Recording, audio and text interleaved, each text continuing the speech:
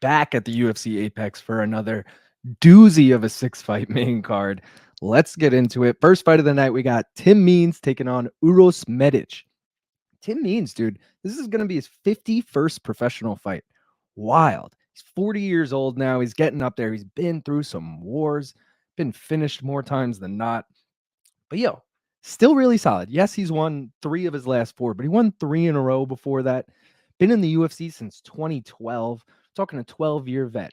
Medic, on the other hand, he's 9-2. All 11 of those fights have ended in finish. Those 2 losses did come in the UFC, and they both came by submission. You're thinking Tim Means by submission, right? Only got 5 to his name and has lost by submission 7 times. So I don't know how much you want to trust Tim Means, but Medic only loses by submission. Tim has lost a bunch by submission. If you guys are looking for a flyer to take, the odds aren't out on it yet, but fight and sub might just be worth a little dabble on. Personally, I'm riding with the Dirty Bird.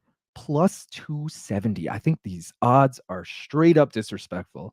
There's no way Medic, who's 3-2 in the UFC, should have any favor over Tim. I shouldn't say any favor, but that big of a favor. He's minus 330 right now. That's ridiculous. Taking Tim Means plus 270. If you guys are looking for anything else to take, I mentioned Medic has never been the distance, but the over 2.5 does look nice. It's plus 140 right now. If you think Medic is going to knock him out, that's it's at minus 110. Obviously, just a parlay piece. Don't take it straight up. And I mentioned fight and submission. If you're just looking for a little flyer, throw something on that. See what happens. All right. Next fight of the night, we got JSP, Jonathan Pierce, taking on David Onama. So JSP, 5-2 in the UFC. Did lose his last fight, did get subbed by Joe Anderson Brito, and lost his UFC debut to Joe Lozon, in which he got knocked out in like a minute. It was weird though. It was on the ground. He had his arm. It was more of like a submission-y TKO, but whatever. David Onama, 11-2, all 11 wins by finish. Those 2 losses came in the UFC, both by decision. That's important. It seems like Onama only wins by finish or loses by decision. JSP, yes, we've seen him finished, but I do feel like he normally wins by decision. I like this one to go long. I'm taking the over 1.5 rounds. It's minus 210. We're going to parlay it. We'll get to it later. But yo, the over 2.5, if you think it's going to go that long, plus 120. Giving you plus odds for this to go long. I guess because Onama's never been the distance. Onama, though, sitting at fat underdog money right now. And I feel like Jonathan Pierce has been finished twice in the UFC, and you got Onama here who only finishes fights sitting at plus 155. Feel like there's really good value on that. And then, as I mentioned, I feel like Jonathan Pierce by decision is kind of the best option on the table, and that's plus 250, which I'll take that all day. Next fight of the night, we got Austin Lane taking on Jonata Denise. Okay, Austin Lane, if we're being honest, probably shouldn't be in the UFC. Sure, he's got 17 fights, and 16 of them have ended by finish. But he's 0-1-1 in the UFC. It was to the same fighter, Justin Tafa. If you guys remember, Lane fucking eye poked the shit out of Justin Tafa, like whole finger in there, real deep. And then they rematched, and Tafa knocked him out. So I'm not saying Justin Tafa's bad, but like I don't know. Austin Lane lost to Greg Hardy on Contender Series in 2018. Like he's just never looked that good. Denise, on the other hand, is a fucking world champion kickboxer. Dude's got 22 wins, 15 by knockout. Ooh, how about his MMA record? How about 6-0, 6 knockouts, all in the first round? Yeah, Austin Lane is probably going to have a really short night, but a really long night, if you know what I mean. I think Denise is taking his lights out real quick. I'm taking the under 2.5 here. My one fear is Austin Lane is like, you know what? I'm going to wrestle you today. It's kind of like the Poetan situation. You're on the come up. You're like, why doesn't someone just wrestle him? You know, we've yet to see if Denise can defend the takedowns, but dude, under 2.5 rounds seems as solid as any bet. It's minus 400. Obviously, parlaying it. Hit my face on the mic. We get into the parlay later. But yo, looking for anything else to take. I don't think this one goes past the first round, but over 1.5 rounds plus 215. Anytime it's above 200, yeah, I feel like you got to hop on that. Denise by KO, probably the most likely outcome, is sitting at minus 200 if you want to parlay that. Although money line, he's like minus 220. I mean, I guess if you want to be safe, you could just take a money line. He's probably going to just win by KO, though. And then Austin Lane, like I said, if you just think he's going to wrestle him, maybe. I'm not saying Austin Lane's a wrestler, but like he could. That's sitting at plus 205, Austin Lane money line. It's juicy. It's juicy, but I honestly think he loses bad. All right. Next fight of the night, we got Ariana Lipski taking on Karine Silva. So Lipski calls herself the Queen of Violence, but Karine's the real fucking Queen of Violence in this fight, dude.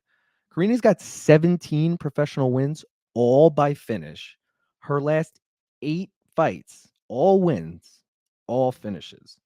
3 in the UFC and 1 on Contender Series included in that. Avenged her early loss to Myrina. I can't fucking say that name. Moroz, the chick from I think she's from Uzbekistan. She just fucking rematched her in the UFC in her last fight, subbed her. So Karine is a killer. Pardon the pun, that's her nickname. Dude, Lipski is in for a rough one. Okay, she's 6-5 in the UFC. Lipski. She was finished in 3 of those 5, all by knockout. Karine, 9 wins by knockout, the most of any other way to win. I don't know. I'm taking Karine in this one. She's sitting at minus 145. She actually opened as a dog. She opened at plus 110. So good on anyone who fucking hopped on that. I just got it late, minus 145. I'm sure it'll get way further as the week goes. Anything else you're looking to take? Again, Karine, all of her wins by finish. But dude, over 2.5, plus 120. Tempting. It's very tempting. If you want to just get Karina at plus money, I mentioned all of her wins by finish. Why not just take her by finish? Plus 125. All right. And if you think we're completely wrong and that Ariana Lipski is going to win, why not just take her? Plus 125. All right. Co-main event, we got Ryan Spann taking on Bogdan Guskov. So Ryan Spann, I thought he was going to be like a title contender, man. I really did. On his come up, I was like, damn, Ryan Spann's nice. And then he loses to Anthony Smith in 2021. And you're like, all right. At the time, it was like not that bad of an Anthony Smith. You're like, okay, solid loss, whatever. Beats Kutalaba, beats Dominic Reyes, and then got subbed by Krylov and just lost to Anthony Smith again in 2023. Not the best record. Like, if you're giving me Bogdan Guskov versus Anthony Smith right now, I'm probably taking Guskov. Surprisingly enough. I mean, the dude has 18 fights and 17 of them have ended by finish. His last 7 fights have not left the first round. He is 1-1 in the UFC. He's coming off a knockout win over Zach Pauga, but did get subbed by Volkan Ozdemir in his first fight. And Ryan Spann also loves to finish fights by submission. He's got 12 submission wins. So I don't know how much you trust Guskov here. Either way, I trust that this fight does not go long. I'm taking the under 2.5. It's minus 395. We're parlaying it with the 2 fights from earlier. So Silva money line and the under 2.5 in Lane Denise. And then those 3 together gets me plus 165. I like that. I don't always like taking a 3-legger, but I'll take it at those odds. If you're looking for anything else to take over 1.5 rounds, probably not likely, but dude, plus 205, worth a shot. If you think Guskov's the fucking live dog here, he's plus 170. And if you're looking for a parlay piece, Ryan Spann by finish minus 155. All right, main event, Mateus Nicolau taking on Alex Perez. All right, Nicolau's 9-2 in the UFC. His only 2 losses, Brandon Royval in his last fight and Dustin Ortiz all the way back in 2018. Not bad at all. Alex Perez, on the other hand, has now lost 3 in a row. I say now because it took him like 4 years to lose 3 in a row.